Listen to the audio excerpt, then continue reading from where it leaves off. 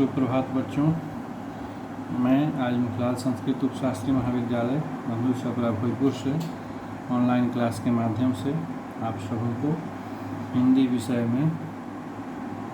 विषय के पद्य खंड में भारत दुर्दशा नाम शीर्षक का, जिसके लेखक हैं भारतेंदु हरिश्चंद्र जी, उनके जीवन परिचय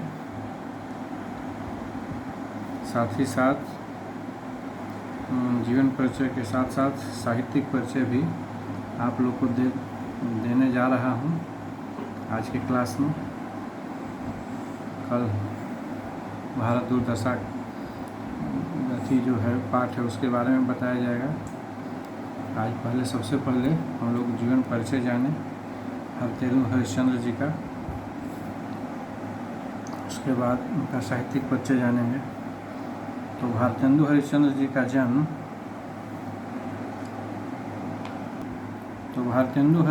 का जन्म 9 सितंबर 1850 को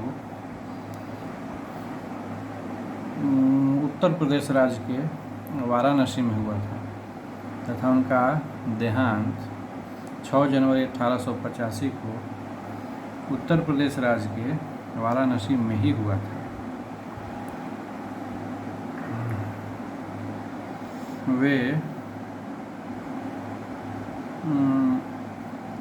उनका जन्म जो है 9 सितंबर 1850 को वाराणसी के पास काशी के प्रतिष्ठित वैश्य परिवार में हुआ था। उनके पिता गोपाल चंद्र जी एक अच्छे कवि थे और गिरधर दास उपनाम से कविता लिखा करते थे। 1857 में प्रथम भारतीय स्वतंत्रता संग्राम के समय उनकी आयु 7 वर्ष की होगी। ये दिन उनकी आँख खुलने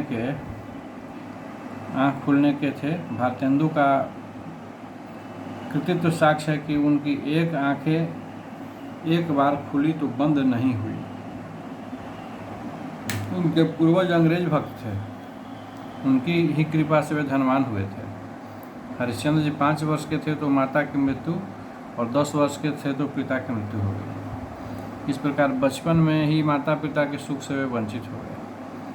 वही माता ने खूब सताया, बचपन का सुख उनको नहीं मिला। शिक्षा की व्यवस्था प्रथा पालन के लिए होती रही। संवेदनशील व्यक्ति के नाते उनमें स्वतंत्र रूप से देखने, सोचने, समझने की आदत का विकास होने लगा। पढ़ाई की विषय वस्तु और पद्धति से उनका मन उखड़ता रहा। क्वींस कॉलेज बनारस में वे प्रवेश लिए। 3-4 वर्षों तक कॉलेज आते जाते रहे, पर यहाँ से मन बार बार उनका भागता रहा। उनकी स्मरण शक्ति तीव्र थी, ग्रहण क्षमता अद्भुत थी, इसलिए परीक्षाओं में उत्तीर्ण होते रहे। बनारस में उन दिनों अंग्रेजी पढ़े लिखे और प्रसिद्ध लेखक राजशिव प्रसाद सितारे हिंद जी थे। भारतेंदु जी शिष्य भाव से उनके यहाँ जाते, उनसे अंग्रेजी सीखी। भारतेंदु जी ने स्वाध्याय से संस्कृत, मराठी, बांग्ला, गुजराती, पंजाबी, उर्दू भाषाएं भी सीख ली थी। उनको काव्य प्रतिभा अपने पिता से विरासत के रूप में मिली थी। उन्होंने 5 वर्ष की अवस्था में ही एक दोहा है जो अपने से उन्होंने बनाकर अपने पिता को सुनाया था और सुकवि होने का आशीर्वाद प्राप्त किया था। वो क्या दोहा है सो देखिए। लय ब्योढ़ा ठाढ़े भय श्री अनिरुद्ध सुजान, बानासुर की सेन को हनन लगे भगवान।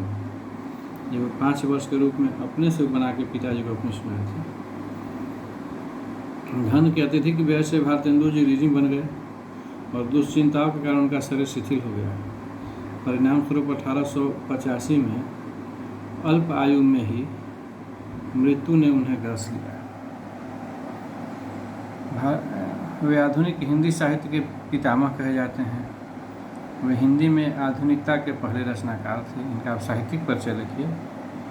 वे हिंदी साहित्य के पितामह कहे जाते हैं। वे हिंदी में आधुनिकता के पहले रचनाकार थे। इनका मूल नाम हरिश्चंद्र था। भारतेंदु उनकी उपाधि थी। उनका कार्यकाल युग की संधि पर खड़ा है। उन्होंने रीतिकाल की विकृत सामंती संस्कृति की पोषक वृत्तियों को छोड़कर स्वस्थ परंपरा की भूमिका अपनाई और नवीनता के बीज बोए। हिंदी साहित्य में आधुनिक काल का प्रारंभ भारतेंदु हरिश्चंद्र जी से ही माना जाता है। भारतीय नवजागरण के अग्रदूत के रूप में प्रसिद्ध भारतेंदु जी ने देश की गरीबी, पराधीनता, शासकों के अमानवीय शोषण का चित्रण को ही अपने साहित्य का लक्ष्य बनाया। हिंदी को राष्ट्रभाषा के रूप में प्रतिष्ठित करने की दिशा में उन्होंने अपनी प्रतिभा का उपयोग भी किया और भारतेंदु जी के विविध साहित्यिक योगदान के कारण ही 1857 से 1900 तक के काल को भारतेंदु युग के नाम से जाना जाता है। आचार्य रामचंद्र शुक्ल जी के अनुसार भारतेंदु ने अपनी सर्वतोमुखी प्रतिभा के बल से एक ओर तो पद्याकर द्विज देव की परंपरा में दिखाई पड़ते थे, तो दूसरी ओर बंग देश के माइकेल और हेमचंद्र की श्रेणी में। प्राचीन और नवीन का सुंदर सामंजस्य भारतेंदु की कला का विशेष माधुर्य है। 15 वर्ष की अवस्था से ही भारतेंदु ने साहित्य सेवा प्रारंभ कर दी थी। 18 वर्ष की अवस्था में उन्होंने कवि वचन सुधा नामक पत्रिका एक निकाली थी, जिसमें उस समय के बड़े बड़े विद्वानों की रचनाएं छपती थी। वे 20 वर्ष की अवस्था में ऑनरेरी मजिस्ट्रेट बनाए गए थे और आधुनिक हिंदी साहित्य के जनक के रूप में प्रतिष्ठित हुए। उन्होंने 1868 में कवि वचन सुधा और 1873 में हरिश्चंद्र मैगजीन और 1874 में स्त्री शिक्षा के लिए बाला बोधनी नामक पत्रिकाएं निकाली थी। साथ ही उनके समांतर साहित्यिक संस्थाएं भी खड़ी की। वैष्णव भक्ति के प्रचार के लिए उन्होंने तदीय समाज की स्थापना की थी। राजभक्ति प्रकट करते हुए भी अपनी देशभक्ति के भावना के कारण उन्हें अंग्रेजी हुकूमत का कोप भाजन बनना पड़ा। उनकी लोकप्रियता से प्रभावित होकर काशी के विद्वानों ने 1880 में उन्हें भारतेंदु का मतलब होता है भारत का चंद्रमा की उपाधि प्रदान की। हिंदी साहित्य को भारतेंदु की देन भाषा तथा साहित्य दोनों ही क्षेत्रों में है। भाषा के क्षेत्र में उन्होंने खड़ी बोली के उस रूप को प्रतिष्ठित किया जो उर्दू से भिन्न है और हिंदी क्षेत्र की बोलियों का रस लेकर संवर्धित हुआ है। इसी भाषा में उन्होंने अपने संपूर्ण गद्य साहित्य की रचना की। साहित्य सेवा के साथ साथ भारतेंदु जी की समाज सेवा भी चलती रही। उन्होंने कई संस्थाओं की स्थापना में अपना योगदान दिया। दीन दुखियों, साहित्यिकों तथा मित्रों की सहायता करना वे अपना कर्तव्य समझते थे। उनका प्रमुख कृति जो था वो कौन कौन था, तो एक मौलिक नाटक उनका था, वो सब देख लीजिए। पहला था वैदिकी हिंसा हिंसा न भवति, दूसरा था सत्य हरिश्चंद्र नाटक, और वैदिकी हिंसा हिंसा न भवति प्रहसन था, 1873 में निकला था, और सत्य हरिश्चंद्र 1875 में निकला था जो नाटक था। श्री चंद्रावली 1876 में निकला जो नाटिका थी। विशस्य विष्णुधम 1876 में निकला जो भांड था। इसी प्रकार भारत दुर्दशा, नील देवी, अंधेर नगरी, प्रहसन था अंधेर नगरी, प्रेम जोगनी, सती प्रताप, ये सब आदि निकले। इनके द्वारा अनुदित नाट्य रचनाएँ भी थी, जिसमें विद्या सुंदर, पाखंड विडंबन, धनंजय विजय, कर्पूर मंजरी जो था 1875 में निकला था। राजशेखर कवि कृत प्राकृत नाटक अनुवाद था। भारत जननी, और प्रसिद्ध एक और था इनका लिखा हुआ मुद्रा राक्षस जो 1878 में निकला, वो था विशाखा दत्त के संस्कृत नाटक का अनुवाद था वो मुद्रा राक्षस। दुर्लभ बंधु जो 1880 में निकला था, इस शेक्सपियर के मर्चेंट ऑफ वेनिस जो लिखित किताब था उसका अनुवाद था। इनके द्वारा निबंध संग्रह भी लिखा गया, जिसमें नाटक, कालचक्र, लेवी प्राण लेवी, भारतवर्षोन्नति कैसे हो सकती है, कश्मीर कुसुम, जातीय संगीत, संगीत सार, हिंदी भाषा, स्वर्ग में विचार सभा, इनके द्वारा रचित काव्य कृतियाँ भी हैं जो निम्न हैं, देखिए। भक्त सर्वस्व, प्रेम मालिका 1871 में, प्रेम माधवी 1875 में, प्रेम तरंग 1877 में, उत्तरार्ध भक्तमाल 1876-77 में, प्रेम पलाप 1877 में, होली 1879 में, मधुकमल, राग संग्रह, वर्षा विनोद, विनय प्रेम पचासा, प्रेम फुलवाड़ी, कृष्णचरित, दान लीला, तन्मय लीला, सुमांजलि, बंदर सभा, पकड़ी बिलाप इत्यादि और काव्य कृतियाँ इन्होंने लिखी।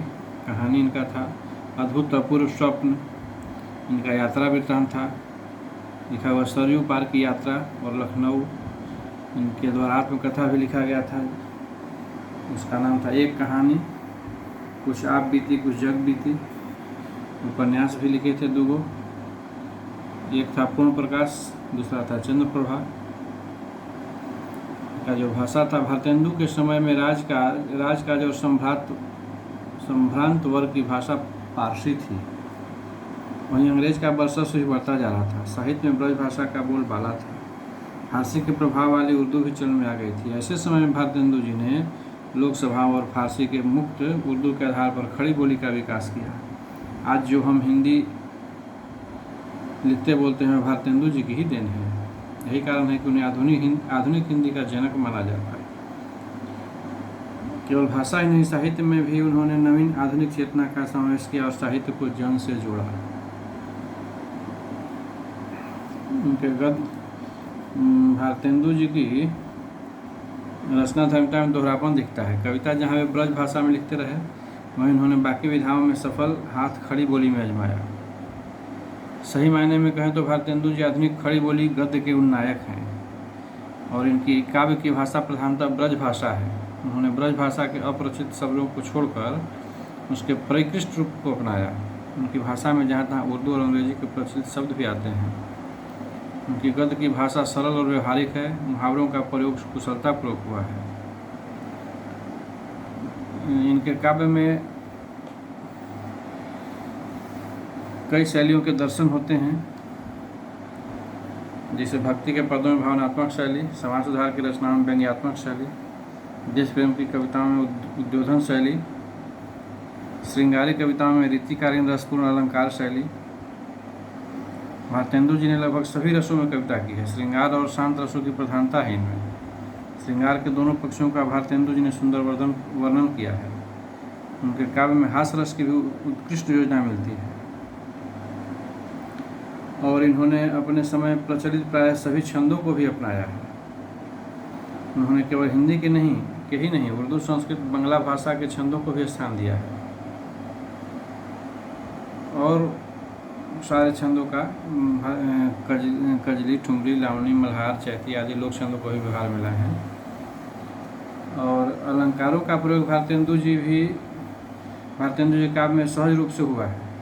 उपमा, उत्प्रेक्षा, रूपक और संदेह अलंकारों के प्रति भारतेंदु जी की अधिक रुचि है। शब्द अलंकारों को भी स्थान मिला है इनके द्वारा थी में। निम्न पंक्तियों में उत्प्रेक्षा और एक पंक्ति है, उसमें उत्प्रेक्षा और अनुप्रास अलंकार की योजना स्पष्ट दिखाई देती है। पंक्ति अब देखिए, सुनिए। तरणी तनुजा तट तमाल तरवर बहु छाए, तरणी तनुजा तट तमाल तरवर बहु छाए, झुके कुल सो जल परसन हित मनहु सुहाए। तो इस प्रकार हम कह सकते हैं कि भारतेंदु जी